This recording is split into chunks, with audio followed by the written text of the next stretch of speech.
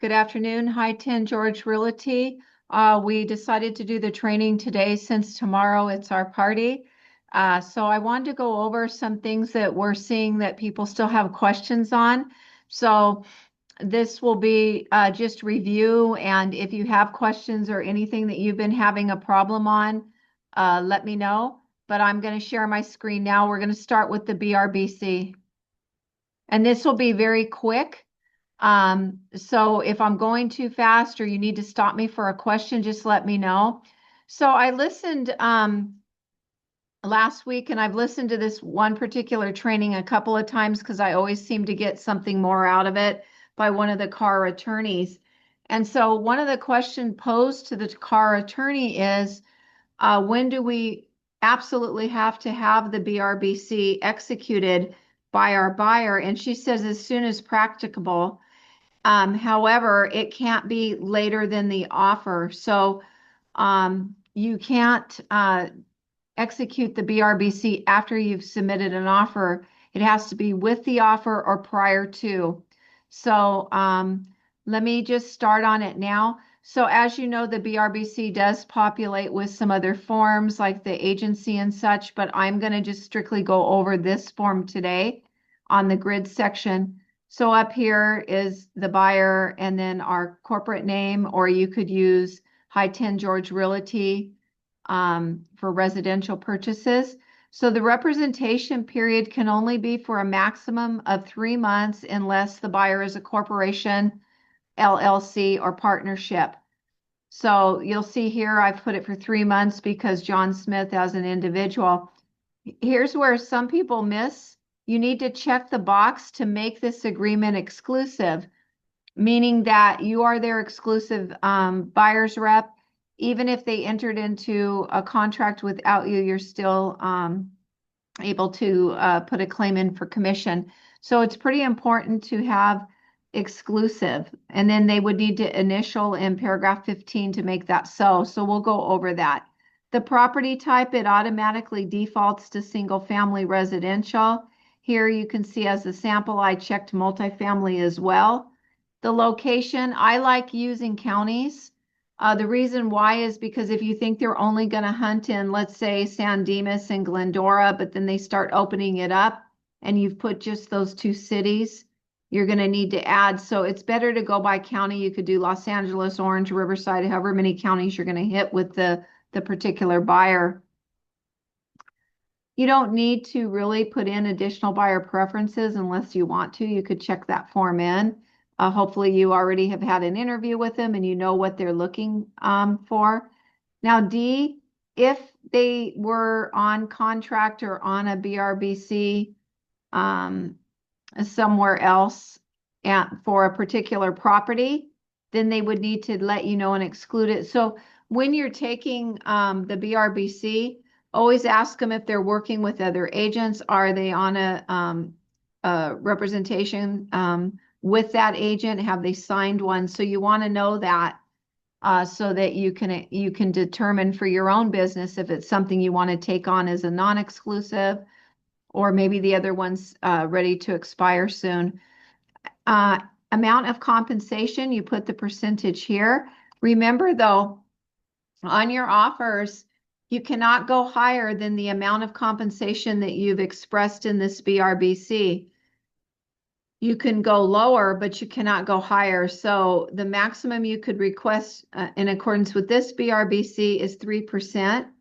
And then let's say the seller counters down to 2.5, that's okay. But don't go any higher than the 3% if that's what you've expressed. I had one agent put 2 in here once a few months ago, and the seller was willing to pay 3, but you know, they had a BRBC for 3, so 2%. So make sure that you put this in and don't go higher than that on your offers. I like the continued right for payment for broker-involved properties. You could put 90 calendar days if it's an individual, since this is only valid for 90 days. I would cover another 90. Cancellation rights for non-exclusive are effective upon receipt that they notify you. For exclusive, it's 30 days after receipt of notification by the buyer that they wish to cancel. Okay, time to deliver buyer personal financial information within 5 calendar days from the execution of this agreement. So they should have already seen a lender. So you need to ask that when you're taking them on to make sure they've seen a lender. This box here is super important, G2. If the buyer tells you, I do not have the funds to pay you, I have the funds to pay my down payment and my closing costs, we have a fiduciary to ask this. And if they tell you point blank that they cannot pay you, you do need to check the box.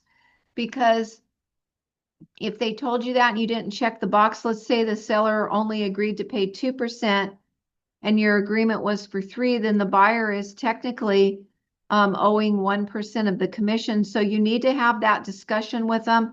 I sat in on a meeting with Katherine Johnson, very impressed with her skill set in handling the commission portion. She stood on her principles for her commission and explained about this box here. So she got the agreement signed without checking this box because the buyer understood what that meant. Okay. So that's all I wanted to go through on this. Please do not do these after you've already submitted an offer. Have it, at the same time as the offer. Now, as Camilla was saying earlier, that she had a transaction where the listing agent did not even ask for this. Yeah, there's some agents that don't ask for it, but there's some escrow companies and or listing agents that will ask for it. So you need to be prepared and have it ready. You don't necessarily have to ask for it if you're a listing agent, but you can. And some escrow companies have taken it upon themselves to ask as well. Now, if you check that exclusive box, please make sure the buyers have initialed in paragraph 15 to make this exclusive, okay? So are there any questions on this for the filling out? Okay, so I'm going to move on to the next form. Okay. Sorry, all my little movers are covered up. Let me fix that. Okay.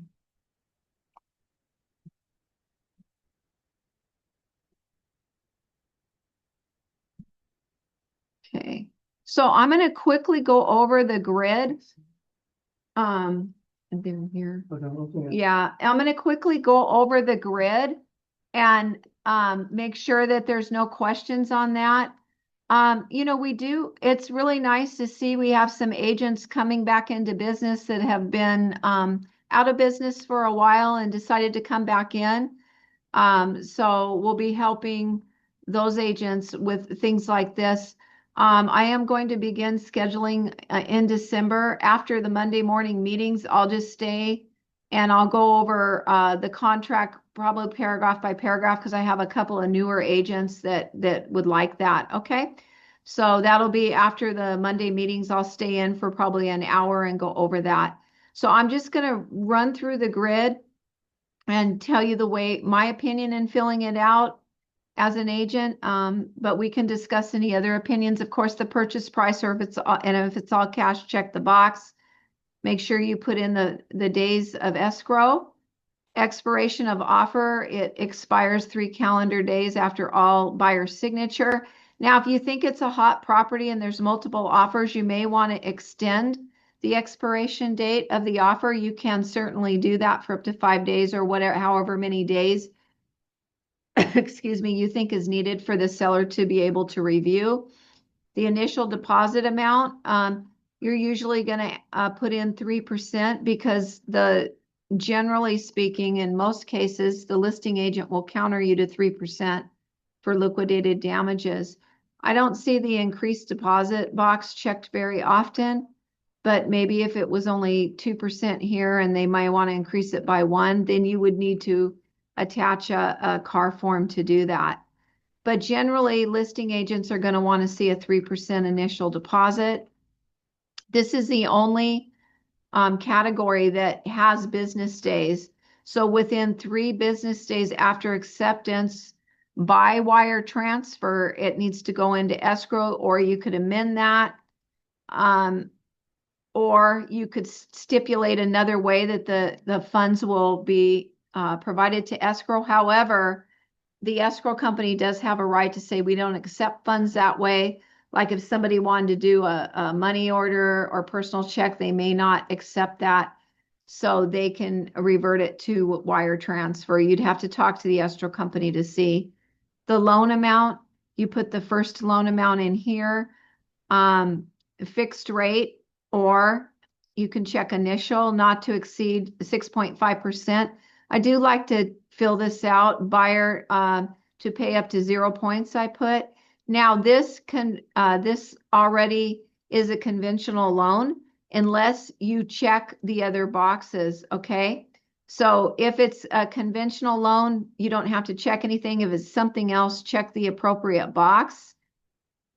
So here you see something kind of out in the middle here. If FHA or VA is checked, deliver the lender required repairs within 17 days after acceptance. Now, how do you do that?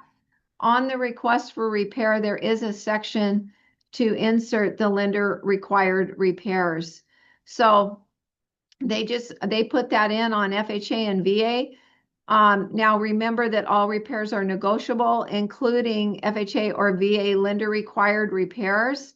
However, also remember that if it was called by their appraiser for FHA or VA, they may require those done by close of escrow. So you need to keep all of that in mind.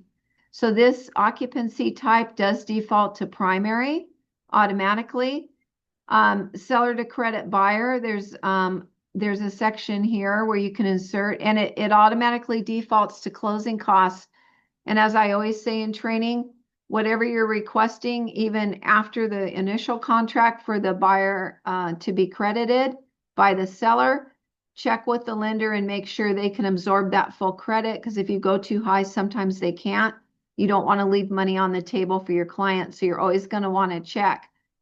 So G3 is very important, the seller payment to compensate the buyer's broker. You see here, I matched the BRBC at 3%. And the seller has a right to either accept the 3%, counter it, or say we're not paying commission, that you'd have to go to your buyer. However, in all of the instances here that I've seen thus far, the seller has been participating in commission, okay? So if you are making an all cash offer, please make sure you attach that proof of funds, so it makes your offer stronger. You could also check the 3 days after acceptance, but I would attach it right away. Verification of down payment and closing costs. Again, you're going to want to attach that proof of funds to make your offer stronger. Or you could check 3 days after acceptance, or you could modify those days. Verification of loan application, you need to provide that, because if you don't, they're just going to counter it anyway. But you check whatever, it's fully underwritten, pre-qualification or pre-approval, whichever is applicable, check the box. Final verification of the condition of the property, the VP, 5 days prior to close of escrow. If you've had some repairs done or feel like you need to go over there, you're not going to climb in climb on the roof or climb in the attic, but just to, make sure that everything's done, or have the listing agent meet you and the refrigerator's still there and the stove, you may want to amend this to 7 days. But whatever you deem, what you're looking for on the final verification is that there's no debris left, so that it's not going to cause your buyer any aggravation that they have to remove a bunch of trash or old paint and all that. So you need to make sure that they know to have the house ready for your buyer. You can discuss that with the listing agent. Assignment request, 17 days you have to do that, or you can amend it. Loans, contingencies and appraisal are 17 days. Or if it was cash, you could check no loan contingency, but if it was cash, you could leave an appraisal contingency in play. It's up to you on how competitive you want to be, or you could check both boxes if it's cash, okay? Investigate this right here. you could check this box. Let's say we're offering on $1 million property, but we're going to say put 950 here. What would that mean? If it appraises at 950, seller, the buyer is going to make up that gap of $50,000 plus closing costs and all that. So this is for the gap. So if it's highly competitive and you're not sure about the appraisal, I don't ever see this used, to be honest, but that's what this means here, just in case. 17 days. If I'm writing an offer, I'm going to leave these to go ahead and default. The insurance, you need to get on that right away, obviously, because of all the issues with insurance in California. And preliminary title review of seller docs, I would leave all that. Common interest disclosures, leave it at 17. Unless you think it's super competitive, you could amend these days, but make sure with your insurance company you have enough time to get that document. And if you amend the loan and appraisal, check with your lender first, okay? Leased or lien items, I would leave that. If there's common interest disclosures as a listing agent, you should be asking the seller to provide those as soon as possible, or ask them to give the funds to escrow, and escrow can order those.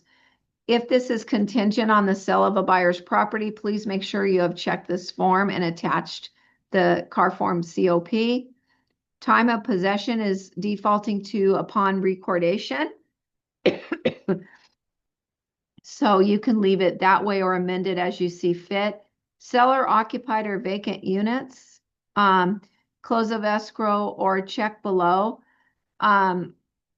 So if the seller wants to stay in the property for 29 days or fewer, then they're going to provide you with an SIP form, but you won't know this making the offer. They're going to need to counter it and provide these forms. If it's more than 30 days, which I normally don't see, you're going to have a residential lease after sale document that you're going to need. Remember, if there's any occupants in the property other than those on title, even non-paying relatives, those are tenants. So if you know that's the case, request that they provide you a TOPA. You may not know when you're making the offer, but when you're accepted, you could certainly ask and tell them that you're going to need a TOPA. You can check it and ask them for the TOPA, because I think the TOPA is really important. It protects both sides. But remember, even a non-paying relative, you would want a TOPA on, that they're going to vacate the property and have it delivered vacant. Seller has 7 days after acceptance to deliver the documents to the buyer's agent, or you could amend that. Sign and return the escrow holder provisions and instructions 5 days after delivery. You should be returning those. Time to pay fees for ordering HOA documents. They have 3 days here, or you could already have had that done. And install smoke detectors and water heater bracing, etc. 7 days after acceptance, that should be done. Why have they tightened those days? Because when the appraiser comes, they're going to look for those things. And if the seller has agreed to provide these things, the smoke alarms, carbon monoxide, and water heater bracing, it's not done, and you cause another visit by the appraiser, the seller would have to pay that fee. Okay. So I just checked a bunch of stuff, but anything that you want to keep, the only thing that checks in here automatically is the bathroom mirrors. So anything that you want to keep, make sure you're checking. Okay, even if it's things that you think are supposed to be left there anyway, for instance, like drapes and rods to hold the drapes, you could even put that in. Most of the time we don't need to be that detailed, but you can check things here of what you want to leave. If they told you they're excluding something, it's probably good to put it in the offer. If not, the listing agent will provide you a counter of items excluded. Maybe there's a chandelier they're going to take out or something. Natural hazard zone, I always recommend that you check the environmental box as well. It's maybe $15, $20 more, but it gives you a lot more information. So anytime I'm ordering environmental, I'm always ordering, natural hazard, I'm ordering it with the environmental. Optional wildfire disclosure report. I don't recommend you put that in, but if you feel the need to, you could check it to the seller to provide you that report. I believe I've provided one once. It's $140 and it comes fairly quick within 5 days, I think, or less. So you can go ahead and check that if you feel like you need it. Report, what would go here? Maybe you want a termite report from the seller. Now that's only the report. Remember, it's not section 1 clearance. If you are asking at the top, you would have to put section 1 termite clearance report that the seller would pay. I don't recommend you do that here because on the request for repair, there is a section for section 1 termite. You could request that. And then you say, well, what if they said it's as is? Yeah, this contract is an as-is contract, but you don't know what as-is until you get the report. So you could, even if they had typed that into a counter, even though this contract in theory is as-is, you could still request repairs. The seller can either answer you and respond and do some repairs. They don't have to do repairs. In fact, they don't need to respond. However, it is a professional courtesy that we do. I always recommend, because you want good communication throughout any transaction that you're in. So here you see that the smoke and carbon monoxide water heater bracing is checked to the seller. That's why they say up in the top of the offer to only give them 7 days to put it in, because they want to make sure that's completed before the appraiser gets there. G5 and 6, I always check these to the seller if I'm representing a buyer for government required point of sale inspection reports. And the G6 is for the corrective actions of that report that it calls for.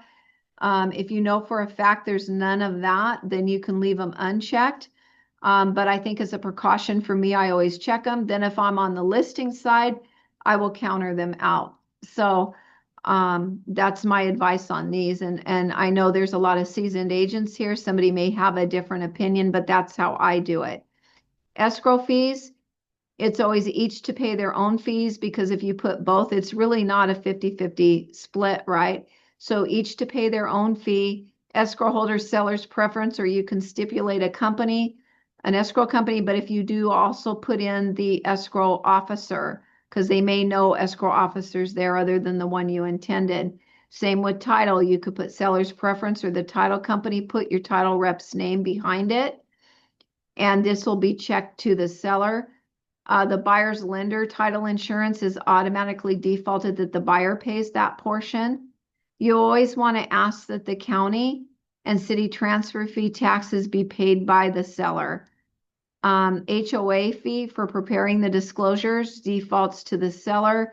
HOA certificate fee defaults to the buyer. If there's any HOA transfer fees, I would check it to the seller. Okay. Private transfer fees, it automatically defaults to the seller. Okay, so I would leave it that way. And then don't forget to put the HTGR compliance fee cost for the buyer, $295 goes here. And then that way the lender will pick it up as well. Home warranty, you want to check to the seller and ask that they'll pay for it. Put a cap here. You could call the home warranty and ask them.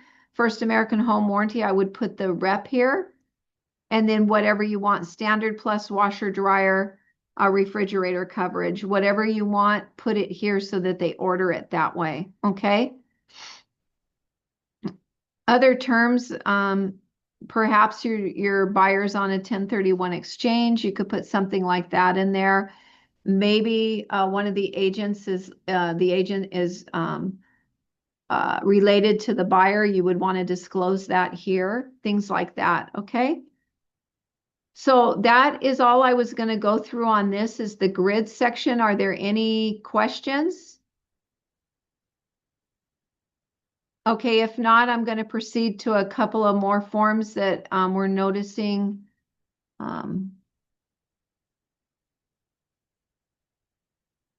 Okay. Okay. Okay, I'm going to go through this because I took the time a couple of years ago to write this, but I think it's important for the steps of a uh, residential real estate transaction for the buyer's agent. So I'll briefly go through this just so it jogs our memory. And I do keep this list, so I just make sure I'm staying on track too. So the buyer's going to select the realtor. The agent's going to prepare the BRBC. Remember, not later than when you make an offer. The buyer is pre-approved with a lender. You're going to be showing properties. And make sure if you're amending the appraisal or the contingencies for appraisal or loan under 17 days, make sure that the lender can handle that. Or ask them if 17 days is sufficient as well. So you want to be checking in with the lender at this point when you're writing. And once you get that offer accepted, make sure that you, as an agent, of course, you're going to make sure escrow has it. Usually the listing agent will do that, but you can also do it. Make sure you get the contract out to the lender, including all the counters ASAP, because that's going to put them on the clock. They're going to start reviewing it and doing what they need to do. So I always recommend that you get that off to the lender as soon as you're accepted, so you don't delay the lender in any way and you know you've handled it. Once you have your completed purchase agreement, you're going to send it to either Anna or Jenny.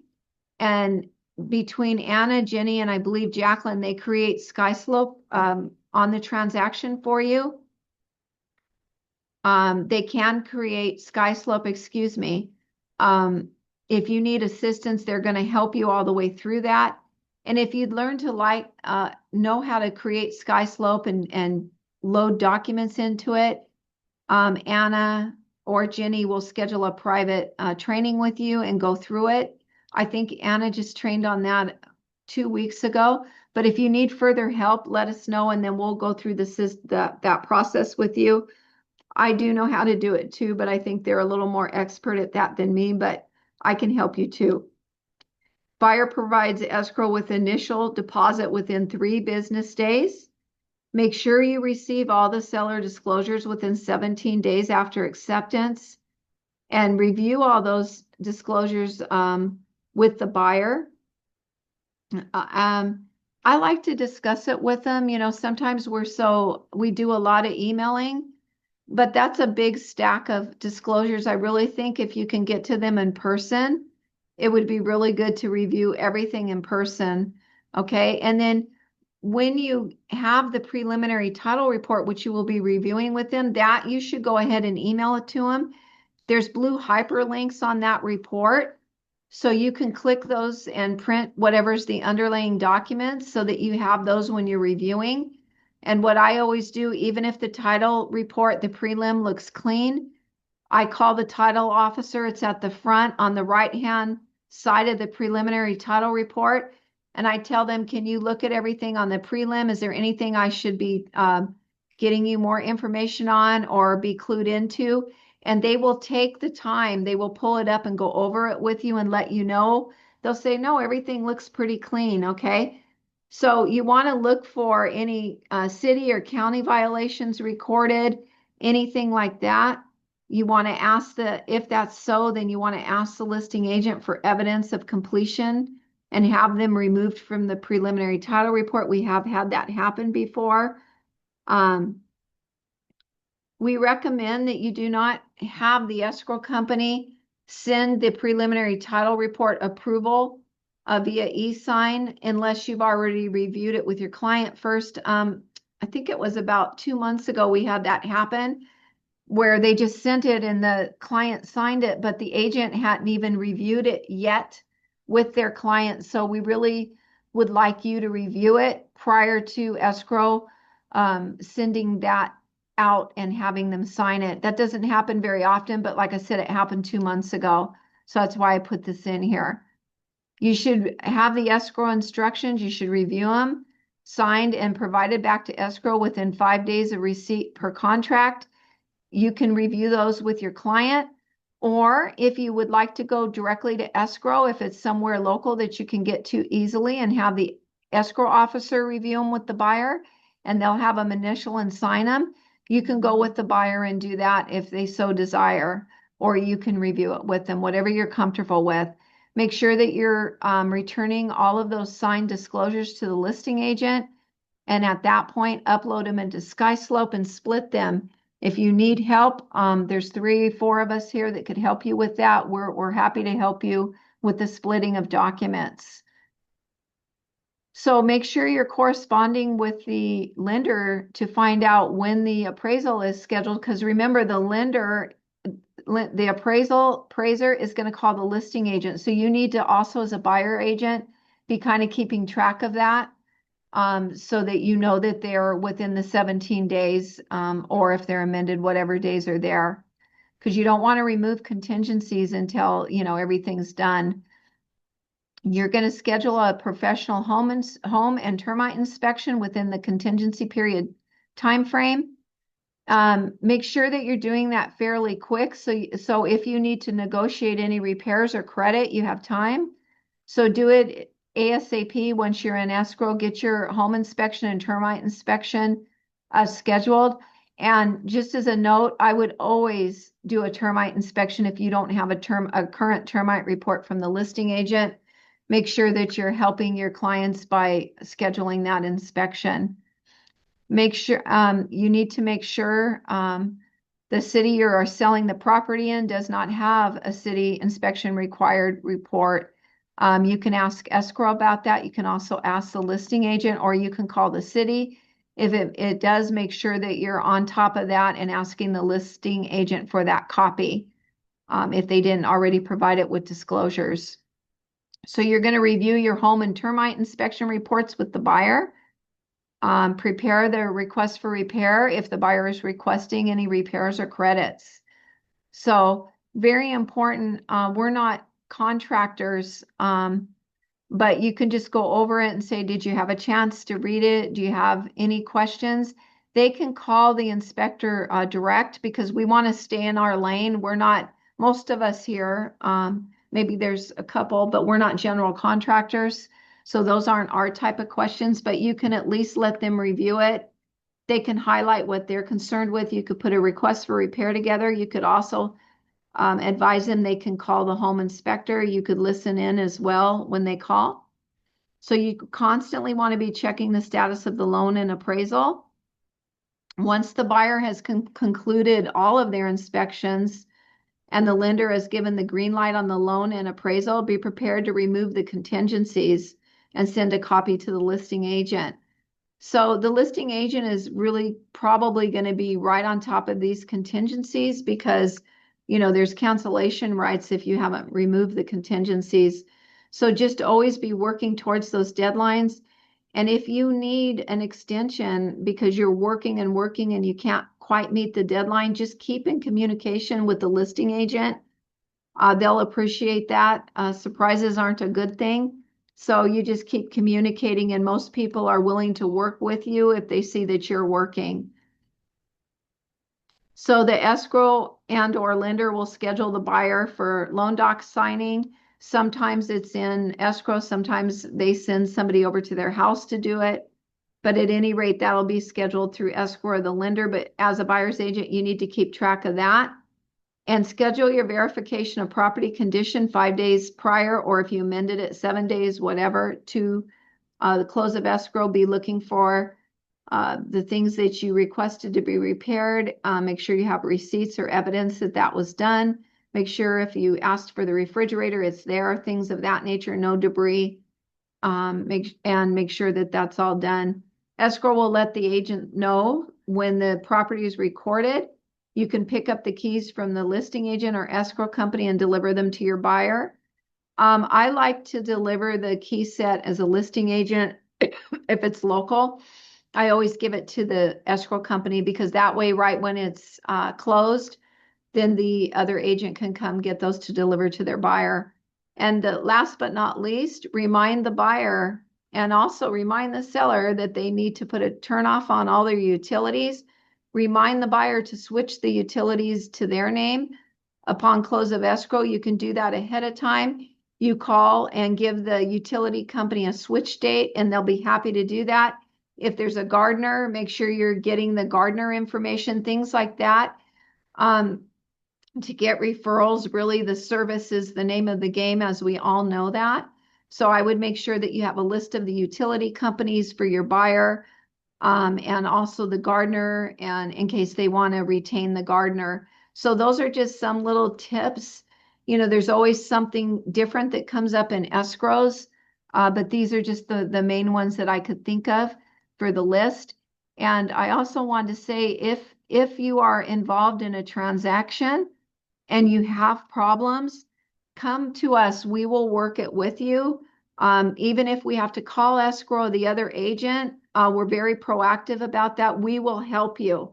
Anything that we can do, you have Peter as your broker and attorney, you have me. We are serious about walking through with you and helping you on everything that we can on the deal.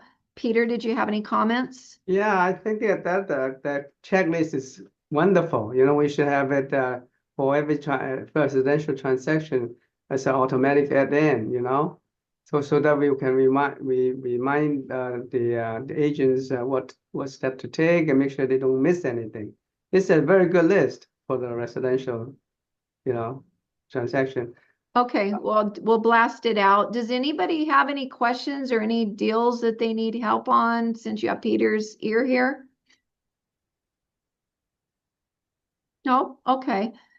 So, like I said, in December, after the sales meeting, because I need to help somebody and I don't think I should just help one person. If you need any help on any residential contract, because that's what I'm going over, you can kind of stay in after 10 o'clock meeting, by maybe 11:15. I'll stay in the room and I'll answer any questions, because I have an agent that I actually need to go over the contract with.